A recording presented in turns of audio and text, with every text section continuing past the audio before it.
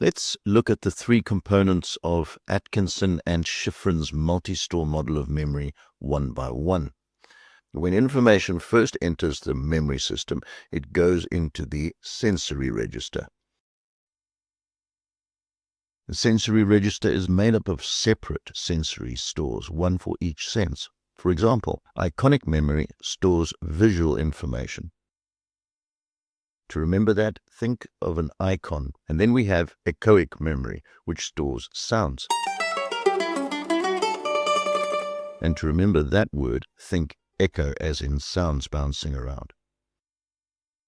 Moment by moment, our senses take in huge amounts of information. Sights, sounds, smells, and textures. The sensory register briefly holds an exact copy of this information. But the information only stays there for a very short time. Visual information lasts for less than half a second. Sound information lasts slightly longer, around 2 to 3 seconds. So the sensory register has a very large capacity, but a very short duration. And most of this information is lost almost immediately. Only information that we pay attention to moves on to the next memory store. That's short-term memory. You can think of the sensory register as a kind of filter.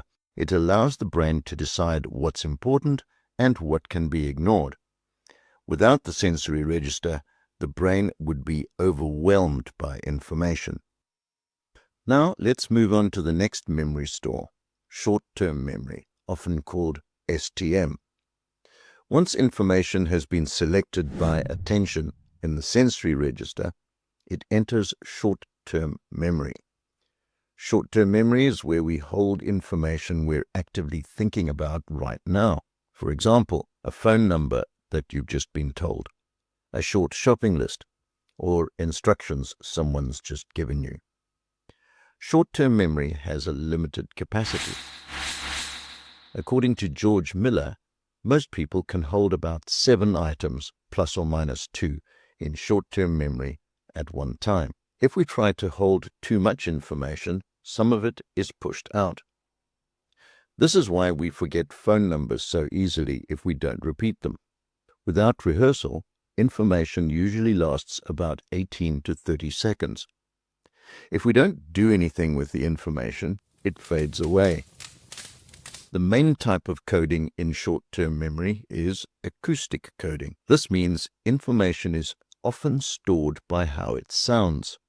To keep information in short-term memory for longer, we use maintenance rehearsal.